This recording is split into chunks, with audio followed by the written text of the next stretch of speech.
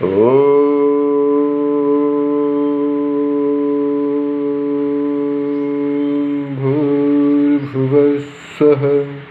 तत्सवितुर्वरेण्यं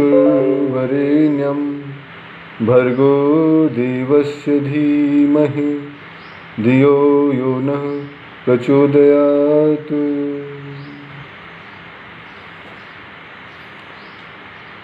मित्रों, आज की हमारी चर्चा का विषय है लाइफ मैनेजमेंट एंड योगा। जैसा कि विषय से आप अवगत हैं, बड़ा इंटरेस्टिंग सब्जेक्ट है।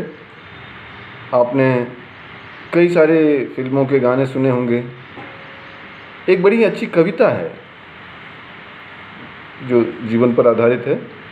यह जीवन क्या है, निर्झर है, निर्झर बहता ही रहता है। बहुत अच्छी और बहुत लंबी कविता है और काफ़ी सारे निर्देश संकेत हमें उस कविता में मिलते हैं।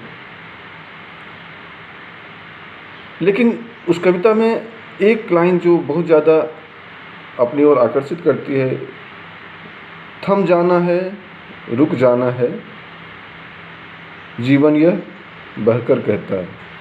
यदि हम रुक जाते हैं, थम जाते हैं, तो ये जीवन समाप्त हो जाता है।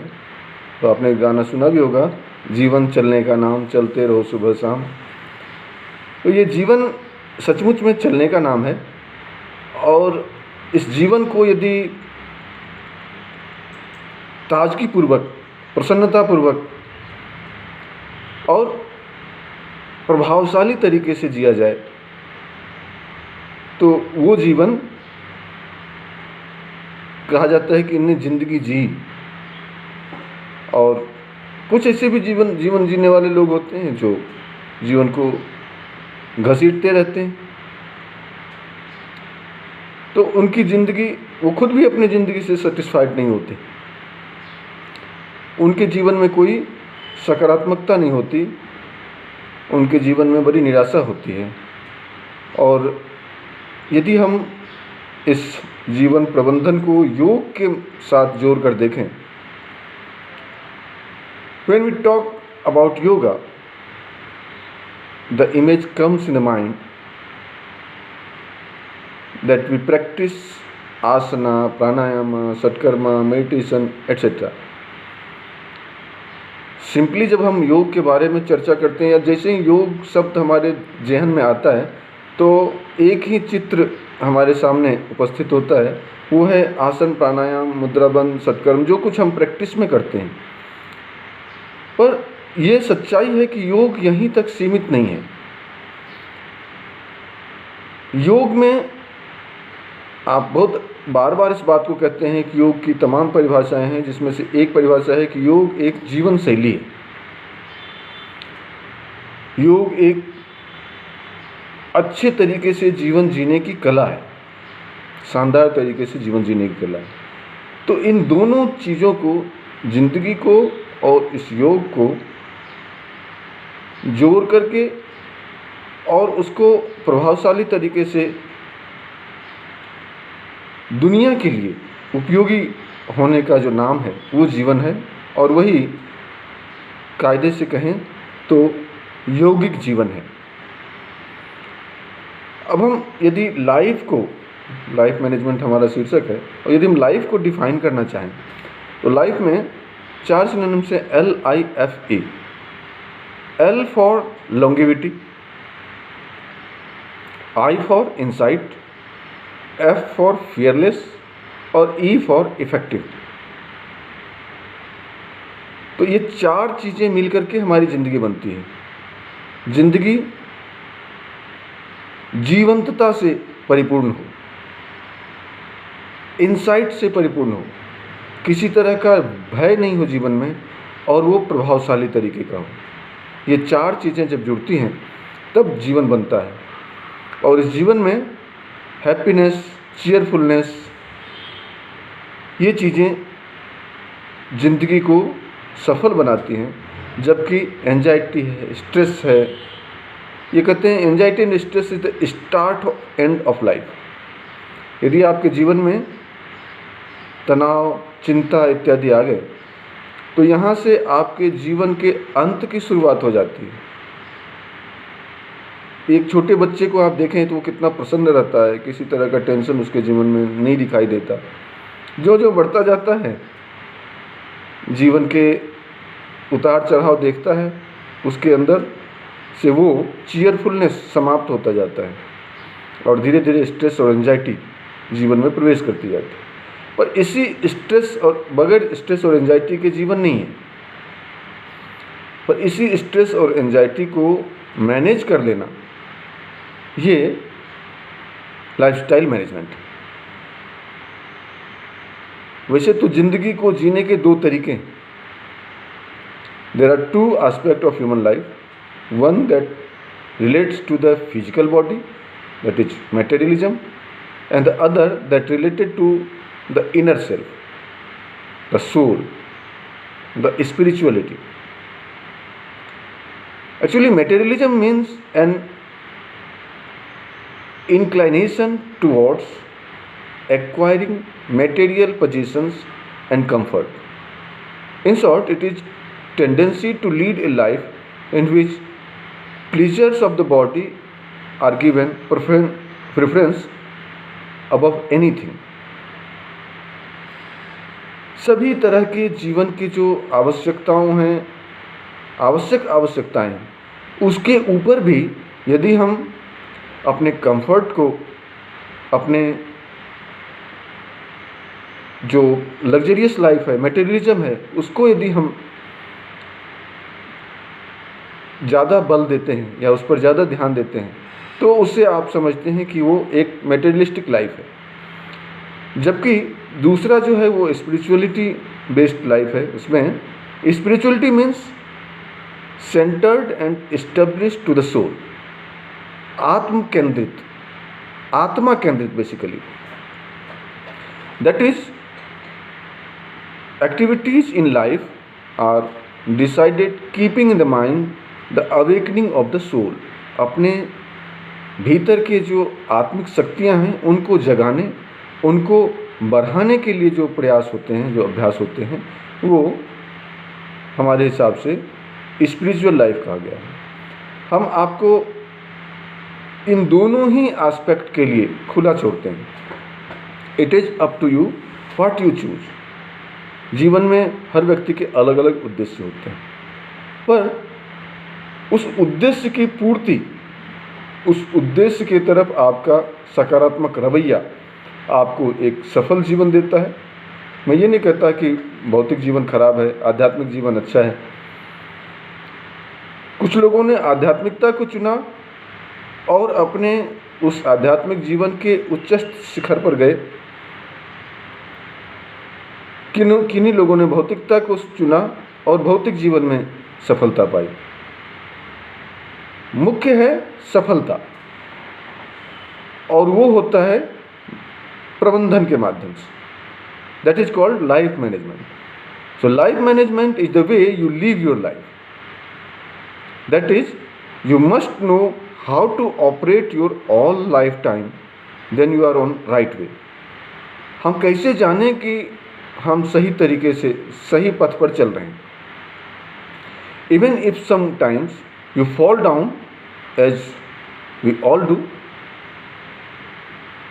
but must always keep your head up, even if you didn't reach your goals, but at least you plan and take the steps, then leave the results to come or not.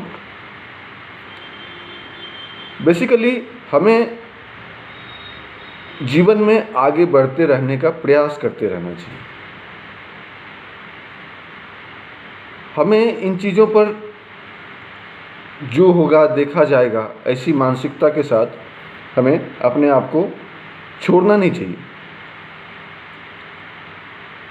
जीवन में जब हम आगे बढ़ते हैं तो कई सारे ऐसे मौके आते हैं जब हम फिसलते हैं, लड़खड़ाते हैं, गिरते हैं, लेकिन जो व्यक्ति अपना सर सीधा रखता है, सर उठाए रखता है, उसके उठने के चांसेस ज़्यादा रहते हैं, उसके फिर से गिरने के चांसेस ज़्यादा कम रहते हैं और वही व्यक्ति सफल जीवन जी सकते हैं।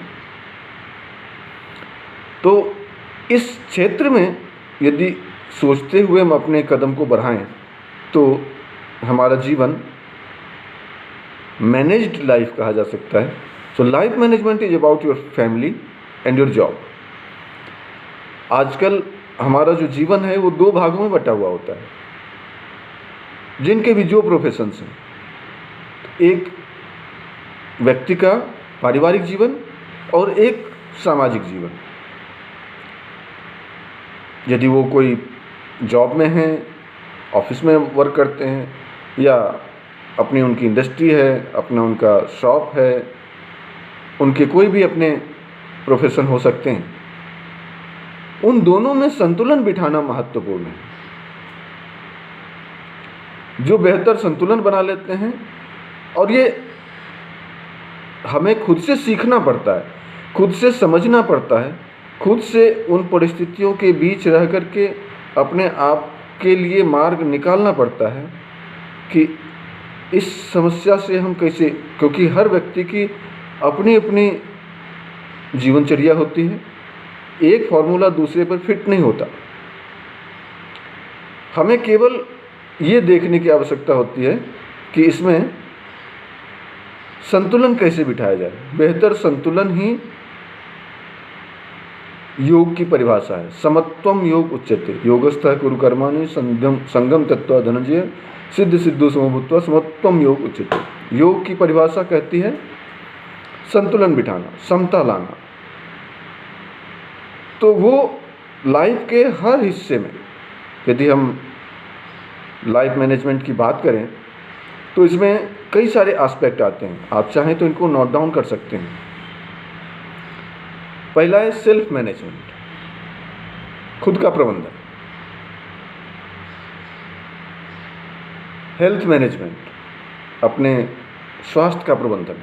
खुद के प्रबंधन में केवल हम खूब अच्छा दिखें यही ज़रूरी नहीं, हम अंदर से भी कितने स्वस्थ हैं। और जब हमारा शरीर स्वस्थ होता है तो मन स्वस्थ होता है और वो बेहतर परफॉर्म करता है, बेहतर व्यवहार करता है। तो ये हो गया सेल्फ मैनेजमेंट के अंतर्गत हेल्थ मैनेजमेंट। तो दूसरा है family management, relationship management, office management, community management और कम्युनिकेशन मैनेजमेंट। तो ये तो सारी चीज़ें आ रही हैं जब हम बात कर रहे हैं सेल्फ मैनेजमेंट। फिर हम जब और व्यवहार में उतरते हैं तब आती है time management, thought management, stress management, anger management, waste management. ऐसे कई सारे प्रबंधन के आयाम हैं जिसे हम यदि अपने यौगिक मानसिकता से, योग के तरीके से जीवन जीते हुए उनका प्रबंधन करना सीखें, समझें, तो जीवन, जिस लाइफ मैनेजमेंट की हम बात कर रहे हैं, ये जीवन तनाव, चिंता, परेशानियों से बिल्कुल अलग एक शानदार जीवन हो सकता है। और ऐसे ही जीवन को लोग जीना चाहते हैं, लोग ऐसे जीवन को आदर्श मानते हैं, ऐसे जीवन के प्रति लोगों का आकर्षण होता है। तमाम जो बड़े सफल लोग हुए हैं अपने क्षेत्र में, उनके जीवन में यदि हम देखें तो उन्होंने क्या किया है, उन्होंने प्रबंधन किया है, मैनेजमेंट। और that management skill should be developed with the help of yoga. तो बात करते हैं इन तमाम पॉइंट्स पे सेल्फ मैनेजमेंट की। सेल्फ मैनेजमेंट में चीज़ें आती हैं जैसे हमारा व्यक्तित्व है। व्यक्तित्व के फिर 3 आयाम हैं, शारीरिक, मानसिक और आत्मिक, जिसको आध्यात्मिक भी कह सकते हैं। इसमें शरीर को स्वस्थ रखना, मन को स्वस्थ रखना और उसे बनाए रखने के लिए तमाम तरह के उपाय करना। यदि आप केवल सेल्फ मैनेजमेंट को लें तो इसमें सबसे महत्वपूर्ण जो चीज़ आती है वो है लाइफस्टाइल। हमारी जो दिनचर्या है वो संतुलित होना चाहिए, जिससे कि हमारा स्वास्थ्य संतुलित रहे। वेस्टर्न वर्ल्ड में एक बहुत ही अच्छा कॉन्सेप्ट है, बहुत ही पॉपुलर कॉन्सेप्ट है, वो है lifestyle medicine. Lifestyle medicine is the therapeutic use of evidence-based lifestyle intervention to treat and prevent lifestyle-related diseases। हम जानते हैं कि कई सारे जो डिजीजेज हैं वो लाइफस्टाइल से रिलेटेड डिजीज हैं, जैसे डायबिटीज़ है, हाइपरटेंशन है, ओबेसिटी है, अस्थमा है, जॉइंट्स रिलेटेड डिसऑर्डर्स हैं। ऐसे कई सारे कॉमन डिसऑर्डर्स हैं जो कि लाइफस्टाइल डिसऑर्डर कहे जाते हैं। तो ये सारी समस्याएं केवल और केवल जीवन को अनियमित तरीके से जीने की वजह से होती हैं। यदि इसी को इंटरवेंशन करके, योग का इंटरवेंशन करके, यौगिक प्रबंधन, यौगिक जीवनचर्या को अपनाया जाए, हम उस पर भी चर्चा करते हैं कि यौगिक जीवनचर्या क्या होती है। सिंपली हम ये कहना चाह रहे हैं कि यदि हम लाइफस्टाइल को मैनेज करें तो ये एक मेडिसिन के रूप में, एक American college of lifestyle medicine है, 2009 में उन्होंने ये पूरा का पूरा पेपर पब्लिश किया है, और जिसमें उन्होंने कहा है कि it empowers individuals with knowledge and life skills to make effective changes that address the underlying cause of disease. हम अपने तमाम तरह के समस्याओं को, बीमारियों को केवल लाइफस्टाइल में मॉडिफिकेशन के माध्यम से, या कहीं उसको लाइफस्टाइल मेडिसिन के माध्यम से ठीक कर सकते हैं। आप को थोड़ा सा इसमें और हम लेके चलेंगे, लाइफस्टाइल इम्बैलेंस की वजह से क्या होता है। ऐसा 2013 की एक स्टडी है, CDC वाइटल साइंटिस्ट्स ने इसे छापा था, और उन्होंने कहा है कि दुनिया में मृत्यु की जो सबसे बड़ी वजह है वो है लाइफस्टाइल इम्बैलेंस, गलत तरीके से जीवन जीना। यदि हम देखें तो एक साल वर्ष 2013 में हार्ट डिजीज से 6,11,000 लोगों की मौत हुई, कैंसर से 5,84,000 लोगों की मौत हुई, क्रोनिक लोअर रेस्पिरेटरी डिजीज़ के वजह से 1,49,000 लोगों की मौत हुई, एक्सीडेंट्स की वजह से 1,30,000 लोगों की मौत हुई। एक्सीडेंट क्यों? वो पी करके चलते हैं इसलिए। स्ट्रोक की वजह से 1,28,000 लोगों की मौत हुई। आंकड़े थोड़े और ज़्यादा हैं, वो मैं बाकी डिजिट्स में नहीं जा रहा हूँ। और ये स्ट्रोक्स वगैरह क्यों होते हैं? स्मोकिंग वगैरह की वजह से। ये सब लाइफस्टाइल को मैनेज करने की बात करते हैं। जिनको बहुत ज़्यादा फ्रस्ट्रेशन होगा, समस्या होगी, वो क्या करेंगे? वो ड्रिंक करेंगे, स्मोकिंग करेंगे। क्या कहेंगे? भाई बहुत स्ट्रेस है, बहुत चिंता बहुत है, मुझे परेशानी बहुत है, इसलिए मैं ये ले रहा हूँ। आप ये क्यों नहीं समझ रहे हैं कि ये अपने लिए परेशानी और बढ़ा रहे हैं? नहीं, वो उनका सोचने का तरीका ही दूसरा है। पर अब थोड़ी सी और बातें कर लेता हूँ, तब फिर हम उस पॉइंट पे आएंगे। अल्जाइमर डिजीज़ है 84,000, डायबिटीज़ 75,000, इन्फ्लुएंजा 56,000, सुसाइड से 41,000। इस तरह से हम देखें तो एक साल में मरने वालों की जो संख्या है उसमें एक्चुअल कॉज ऑफ डेथ जो है वो टोबैको की वजह से 4,35,000, पुअर डाइट और फिजिकल एक्टिविटीज़ नहीं करने की वजह से 4 लाख, अल्कोहल कंजम्पशन की वजह से 85,000, माइक्रोबियल एजेंट की वजह से जो ड्रग्स वगैरह लेते हैं 75,000, टॉक्सिक एजेंट की वजह से 55,000। इस तरह से कई सारी वजह हैं, और इसमें से 80% टोटल यदि हम डेटा लें तो 80% of disease deaths are due to lifestyle imbalance. हम यदि अपने जीवन को मिसमैनेज तरीके से जीते हैं तो वही हमारे मृत्यु की वजह बनती है। और सोचिए कि ये मैं आपको ऑप्टिमम लेवल पे बता रहा हूँ। कितने लोग तो ऐसे हैं जो न मरते हैं न जीते हैं।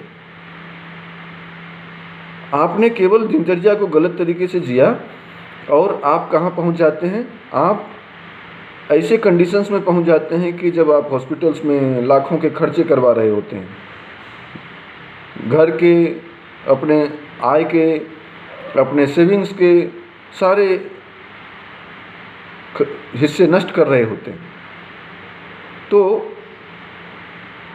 यदि हम लाइफस्टाइल को ठीक कर लें तो एक तो इतने गंभीर बीमारियों से बच जाएंगे और तमाम तरह के जो मॉडर्न मेडिसिन से या किसी भी हॉस्पिटल में जाकर के जब हम खर्चे करते हैं उन खर्चों से बच जाएंगे। फिर उस प्लस पॉइंट क्या है हमारे पास, एक तो हेल्दी बॉडी है और हमारे पास में कुछ अर्नड मनी है। इसको हम अपने जीवन में कहीं भी बेहतर तरीके से प्रबंधित कर सकते हैं, खर्च कर सकते हैं और जीवन को एंजॉय कर सकते हैं, जैसा भी एंजॉय करना चाहें, मटेरियलिज्म के क्षेत्र में या स्पिरिचुअलिज्म के क्षेत्र में। आप कहेंगे स्पिरिचुअलिटी में पैसे की क्या ज़रूरत है? इनर सेटिस्फैक्शन तब मिलता है जब आप किसी को डोनेट करते हैं, जब किसी अच्छे जगह पे आप अपने वेल्थ को लगाते हैं।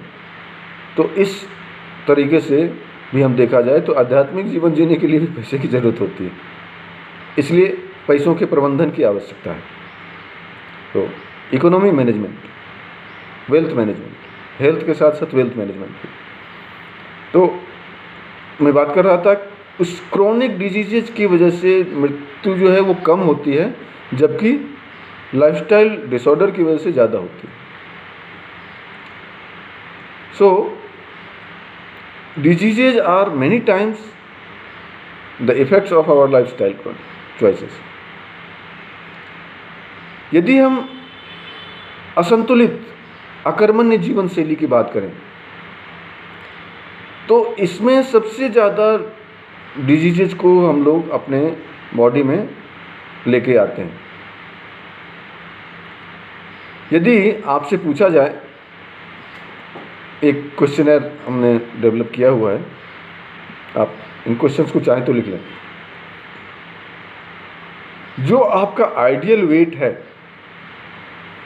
उसमें 5 पाउंड ऊपर 5 पाउंड नीचे, आप अपना हाइट के हिसाब से वेट जान लेंगे। एक बहुत ही वेग आइडिया है कि आपका यदि हाइट 5 फीट 8 इंच है तो ये आपका टोटल जो हाइट हो गया इंचेज में 68 इंचेज हो गए। -4 in male, -6 in female. Ideal weight in inches, -4 in male, -6 in female, ये आपका आइडियल वेट होता है। +5 पाउंड्स, -5 पाउंड, ये रेंज होती है। अबव 5 पाउंड जो है उसके बाद आप ओवरवेट में आ जाते हैं। ओवरवेट होना कोई बड़ी बात नहीं है, आप ओवरवेट में जाते हैं वापस भी आ जाते हैं। खिलाड़ियों को देखा होगा, बड़े बड़े अभिनेताओं को देखा होगा कि वो किसी पर्टिकुलर कैरेक्टर को जीने के लिए उसको वेट पुट ऑन करना पड़ता है तो करते हैं, फिर वो घटा भी लेते हैं। तो इस तरह के ओवरवेट को हम मैनेज कर सकते हैं। पर यदि वो ओवरवेट आपके बॉडी में सस्टेन करता है then you are the patient of obesity. तो फिर आप अपने आप से सवाल करिए कि क्या हम जो हमारा आइडियल वेट है, यानी 5 फीट 8 इंच के मनुष्य के लिए 64 किलो बिल्कुल आइडियल वेट है। 5 किलो ऊपर 5 किलो नीचे चलता है। तो 5 किलो से अबव है तो क्या आप with in 5 pound of your ideal weight हैं? क्या आप 30 मिनट रोज एक्सरसाइज करते हैं? क्या आप वेजिटेबल बेस्ड भोजन खाते हैं, लीफ ग्रीन वेजिटेबल्स जिसमें साग की पत्तियाँ वगैरह आती हैं, फ्रूट्स हैं, वेजिटेबल्स हैं? क्या आप किसी तरह का नशा करते हैं? क्या आप अल्कोहल या ड्रिंक वगैरह लेते हैं तो उसमें कट डाउन कर रहे हैं? और क्या आप नियमित रूप से 7 से 8 घंटे सोते हैं? यदि हम इन 6 सवालों को एक साथ देखें तो अमेरिका में केवल 8% लोगों ने कहा कि हाँ जी, हम ये सारा काम करते हैं। तो आप ये समझिए कि वहाँ पे केवल 8% लोग हेल्दी लाइफस्टाइल जीने वाले लोग हैं। आप सोचिए, हमने पूरा का पूरा हमारा जो भारतीय चिंतन है वो बिल्कुल उधर ही आगे बढ़ गया है, पाश्चात्य सभ्यता को ही अपनाने पे तुला हुआ है। ऐसे में हमारे यहाँ भी अब ये देखा जा रहा है कि हम डायबिटीज़ के कैपिटल बनने जा रहे हैं। ऑलमोस्ट सेकंड पोजीशन पे हैं, साल 2 साल में फर्स्ट पोजीशन पे आ जाएंगे। और ये डायबिटीज़, हर अच्छे डॉक्टर से मिलिए तो ये बताएंगे कि डायबिटीज़ क्या है, लाइफस्टाइल डिसऑर्डर है। तो इस लाइफस्टाइल को मैनेज करना कितना ज़रूरी है ये आप संक्षेप में समझ सकते हैं। लाइफस्टाइल को मैनेज करने के लिए क्या करें, हम बाकी प्रबंधन भी देखना है, इसलिए मैं इसको संक्षेप में बता रहा हूँ। सबसे पहला है early to bed and early to rise. जल्दी सोना और जल्दी जगना शुरू करिए। जनरली आप सब योग के जानकार लोग हैं और जो नए भी आए हैं वो धीरे धीरे अडॉप्ट कर रहे हैं। सुबह मॉर्निंग क्लास में जाना है, थोड़ा आलस आता है लेकिन बहुत जल्दी फिर वो रेगुलर हो जाते हैं। तो early to bed and early to rise तो होने लग जाता है। लेकिन जैसे छुट्टी मिलती है ना तो सबसे पहला काम होता है, अरे यार योगा आज तो छोड़ो, रहने दो। वहीं से मिसमैनेजमेंट शुरू हो जाता है। जब तक आप योग के क्षेत्र में हैं, अनुशासन आपके जीवन में रहता है। जैसे ही आप योग से थोड़ा विमुख होते हैं, अनुशासन छूटता है और वहीं से आपका कुप्रबंधन शुरू हो जाता है। महर्षि पतंजलि ने सबसे पहले भी कहा है, योग सबसे पहले कहा क्या, अथ योगानुशासन। योगस चित्तवृत्ति निरोध तो बाद में कहा है, अथ योगानुशासनम। अनुशासन पहले जीवन में होना चाहिए, तब योग आएगा। हम अपने लाइफस्टाइल में सबसे पहले अनुशासित हों। तो early to bed and early to rise. उसके बाद सुबह का नाश्ता 7 से 8 बजे के बीच में, योग वगैरह करने के बाद। दोपहर का भोजन 12 से 1 के बीच में। शाम को स्नैक्स 4 बजे के आसपास। और रात का डिनर 7 बजे से पहले ज़्यादा से ज़्यादा आप 7:30 कर सकते हैं। यदि आपने इतना कर लिया, फिर after the lunch rest a while, after the dinner walk A mile. दिन का भोजन करने के बाद थोड़ा आराम करिए, सोना नहीं है। जनरली खा के लोग चल पड़ते हैं ना, वो नहीं करना है। और दूसरा, after the dinner walk A mile. रात का खाना खाने के बाद 1 माइल तक टहलना। यदि आप इतना कर लेते हैं तो आपके जीवन में लाइफस्टाइल मैनेजमेंट तो आ जाएगा। 2 hours gap between dinner and bed. सोने और रात के भोजन के बीच में कम से कम 2 घंटे का गैप होना चाहिए। तो इस तरह से हम अपने लाइफस्टाइल को मैनेज कर सकते हैं। ये कहिए कि लाइफस्टाइल मेडिसिन का इस्तेमाल कर सकते हैं। अब बात हम करेंगे बाकी प्रबंधन की, जहाँ पे फैमिली मैनेजमेंट की बात है, रिलेशनशिप मैनेजमेंट की बात है। ये हमारे जीवन में आता है चिंतन से, व्यवहार से। और वो चिंतन की बात कहाँ से आती है? योगस चित्तवृत्ति निरोधा। योग में सबसे पहले क्या किया जाता है? चिंतन को ठीक करने की बात की जाती है। जब जीवन में योग उतरने लगता है तो ऑटोमेटिकली बाद में जिसको हमने लिखा है थॉट मैनेजमेंट, तो वो विचारों का जो प्रबंधन है वही फैमिली मैनेजमेंट भी करता है, वही ऑफिस मैनेजमेंट भी करता है, वही रिलेशनशिप मैनेजमेंट करता है। लोगों से व्यवहार कैसे करें? अब जनरली होता क्या है कि आदमी अपने आप को, सबसे पहले जो हमने कहा था सेल्फ मैनेजमेंट की बात, सबसे पहले अपने आप को एक्सेप्ट करना चाहिए। Accept yourself, accept your weakness, strength, ambition and need.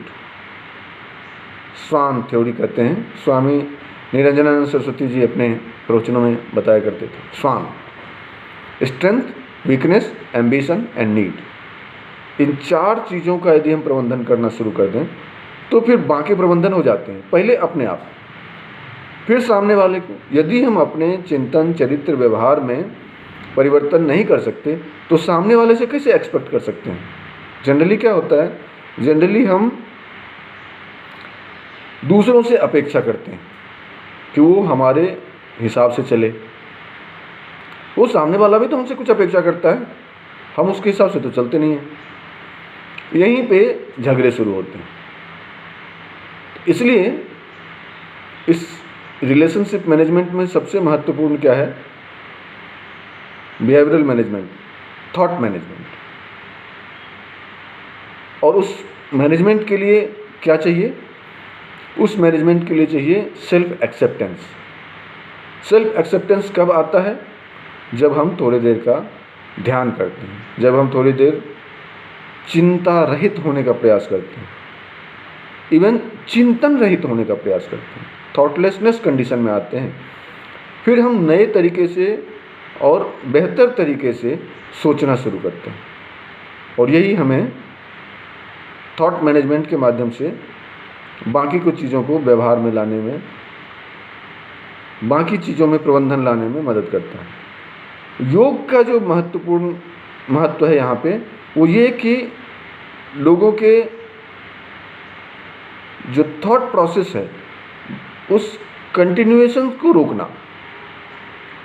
Continuity जो थॉट में है उसको किसी भी तरीके से रोकना। कभी भी आप देखिए, जो एंगर मैनेजमेंट की बात आगे मैं करने वाला हूँ, हालांकि अब सब मिला हुआ है, इसको हम यहीं पे ले सकते हैं। लोगों को गुस्सा क्यों आता है? गुस्सा तब आता है जब उसके मन की बात नहीं होती, जब उसकी आशा अपेक्षा पूरी नहीं होती। और वो आशा किससे करता है? जनरली वो अपने चाहने वाले से ही अपेक्षा करता है। और जब वो उसके मन की नहीं होती तब वो गुस्सा करता है। पर ये बात भी है, उस गुस्से को भी मैनेज किया जा सकता है। मैं उस एंगर मैनेजमेंट पे आऊँगा, पर ये आपको बताना चाह रहा था कि रिलेशनशिप में कहाँ समस्या आती है, रिलेशनशिप को मैनेज करने में क्या दिक्कत आती है कि हम तो सामने वाले से एक्सपेक्ट करते हैं, तो सामने वाला हमसे क्या एक्सपेक्ट करता है ये हम नहीं सोच पाते हैं। ये सोच, सामने वाले के दिमाग में क्या चल रहा है, इस चीज़ को जानने के लिए एक उच्च स्तरीय साइकोलॉजिस्ट होना ज़रूरी है। और कायदे से कहें कि भाई आप तो कह रहे हैं साइकोलॉजिस्ट होना, बेसिकली जो योगी होते हैं, सही मायने में जो योगी होते हैं वो अच्छे उच्च को श्रेणी के साइकोलॉजिस्ट ही होते हैं। वे सारा का सारा जो योग है ना वो कुछ नहीं है। बेसिकली किसी अच्छे विद्वान से आप मिलिए, वो कहेंगे ये भगवत गीता क्या है? भगवत गीता तो साइकोलॉजी की बुक है। और किसी योगी से मिलिए तो वो क्या कहेंगे? भगवत गीता क्या है? योग का ग्रंथ है। तो भगवत गीता में पूरी की पूरी काउंसलिंग दी गई है कि कैसे एक एंजाइटी में, डिप्रेशन में पड़े एक अर्जुन को इतना ज़्यादा कॉन्फिडेंस बिल्डअप किया गया काउंसलिंग के माध्यम से कि वो उस समय का श्रेष्ठ योद्धा सिद्ध हुआ। उससे पहले वो कितना बड़ा योद्धा था कोई नहीं जानता। महाभारत युद्ध के बाद पूरी दुनिया जानने लगी कि अर्जुन सर्वश्रेष्ठ धनुर्धर है। तो आपके अंदर भी जो शक्तियां हैं उसे कोई एक अच्छा योगी, कोई एक अच्छा साइकोलॉजिस्ट, काउंसलर वो बेहतर जानता है। आपके दिमाग में क्या चल रहा है और उसको कैसे मैनेज किया जाए। आप जैसे छोटे बच्चे को समझ देते हैं ना कि ये देखो अब ये करेगा, अब ये करने वाला है, क्योंकि उसको आपने थोड़ी स्टडी की है। रोज़ रोज़ आप देखते रहते हैं कि अब देखो ये रोएगा, अब देखो इन बातों पे ये हंसेगा। तो इसी तरह से जो जिन्होंने ज़िंदगी शानदार तरीके से जी ली है, या कहिए कि जिनको जीवन का ज्ञान है, वो सामने वाले के चेहरे से, सामने वाले के बातचीत से, व्यवहार से समझ जाते हैं कि इसके भीतर क्या चल रहा है।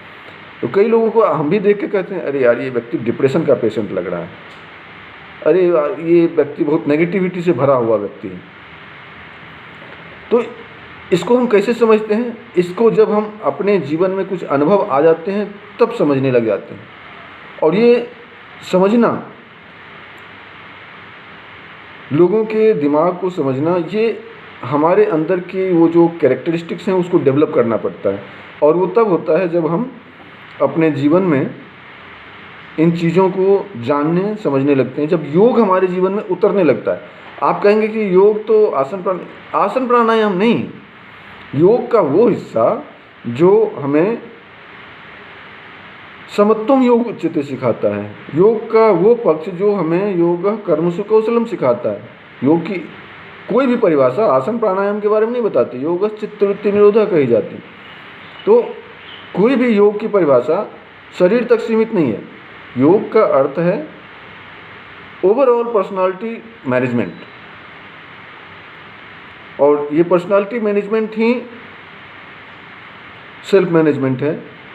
और ये पर्सनालिटी मैनेजमेंट ही सामने वाले के जो विल पावर है, सामने वाले के जो थॉट प्रोसेस है, उनको मैनेज करना सिखाता है।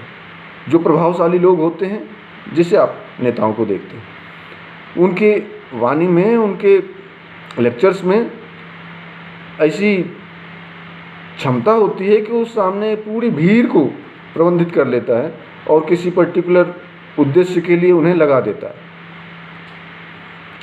यही वो वजह है जिसकी वजह से कि हम उस व्यक्ति को आदर्श मानते हैं। हालांकि कुछ दिन के बाद उनका कैरेक्टर क्लियर हो जाता है तो फिर लगता है अरे यार ये भी वैसा ही है। लेकिन जो योगी होते हैं वो सदैव एक जैसा आचरण करते हैं और उनके चिंतन व्यवहार से हम प्रभावित हुए बगैर नहीं रहते, उनके पद चिन्हों पर चलने का प्रयास करते हैं। यही एक योग के सही मायने में जो साधक हैं वो हमें प्रबंधन बताते हैं, सिखाते हैं, या कहिए कि योगी के जीवन में जो प्रबंधन होता है वो आदर्श होता है। अब यदि हम उसी तरह से स्ट्रेस मैनेजमेंट की बात करें, एंजाइटी मैनेजमेंट की बात करें, जीवन है तो तनाव रहेगा ही। और सभी जानते हैं स्ट्रेस दो तरह के होते हैं, यू स्ट्रेस और डिस्ट्रेस। बगैर तनाव के कोई जीवन है? नीरस है, बेकार है। पर उस तनाव को तरीके से प्रबंधित कर लेना, योग को वहाँ पे इम्प्लीमेंट करते हुए, योग के अभ्यास हैं, योग की जीवन शैली है जो हमें ये बतलाती है कि कैसे तनाव को प्रबंधित करें। तनाव प्रबंधन के माध्यम से हम कई सारे फिर आगे डिजीज मैनेजमेंट भी करते हैं। तो उन सबको भी ध्यान में रखना है। मैं बात कर रहा था एंगर मैनेजमेंट की, बड़ी इम्पोर्टेंट पॉइंट है। चूँकि समय लगभग समाप्त होने को है तो मैं 2-3 पॉइंट और करके फिर अपनी बात समाप्त करूँगा। गुस्सा सबको आता है। कई लोग उस गुस्से को तरीके से खर्च करते हैं, और जैसे कहते हैं कि महात्मा गांधी को बहुत गुस्सा आया था। कब? जबकि उनको साउथ अफ्रीका में अंग्रेज़ों ने फर्स्ट क्लास के टिकट होते हुए भी डब्बे से बाहर निकाल दिया था। बहुत गुस्सा आया तो उन्होंने उस गुस्से को पी लिया और धीरे धीरे उस गुस्से को एक आंदोलन का रूप दिया, पहले दक्षिण अफ्रीका में और फिर भारत में आकर के अंग्रेज़ों के साथ लोहा लिया। आप कहेंगे वो तो महात्मा गांधी थे। नहीं, आप भी कर सकते हैं। मान लो किसी ने आपको कहीं पे डेमोरलाइज किया, बहुत गुस्सा आया, पर कभी कभी वो गुस्सा बहुत ही उपयोगी होता है कि जब आपने उसी दिन संकल्प लिया कि आज के बाद ये काम तो मैं करके दिखाऊंगा, तुम जो मेरे ऊपर हंसे हो तुम अपने हंसी पर पछताओगे, और आप ऐसा करके भी दिखाते हैं। तो इस तरह से एंगर मैनेजमेंट को, जैसे आप अच्छे अच्छे खिलाड़ियों को देखा होगा, सुना होगा, मैदान में वो कूल रहते हैं और लोग उनकी प्रशंसा करते हैं।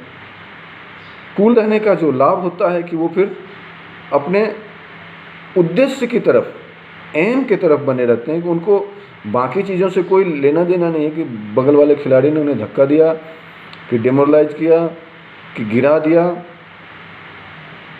गालियाँ दी, आजकल तो स्लेजिंग होती है, कहते ये खेल का हिस्सा है, पर कुछ लोग उसको रोक के रखते हैं और उसे रिजल्ट में कन्वर्ट करते हैं। अभी जब चूँकि कोरोना काल चल रहा है, बार बार प्रधानमंत्री जी कहते हैं कि अवसर में बदलिए, ये जो समस्या आ रखी है उस संकट को अवसर में बदलिए। तो ये क्या है? ये प्रबंधन है। उसी तरह से एंगर को भी मैनेज किया जा सकता है और उसको धीरे धीरे खर्च करिए और फिर एक दिन उसका रिजल्ट पॉजिटिव वे में आपके सामने होगा। तो प्रबंधन को जीवन में योग के माध्यम से कैसे लाया जाए और उसे बाकियों के लिए उपयोगी कैसे बनाया जाए, ये आज की हमारी चर्चा का विषय। लाइफस्टाइल मैनेजमेंट के माध्यम से आपने जाना और निश्चित रूप से आपको ये उपयोगी लगा होगा।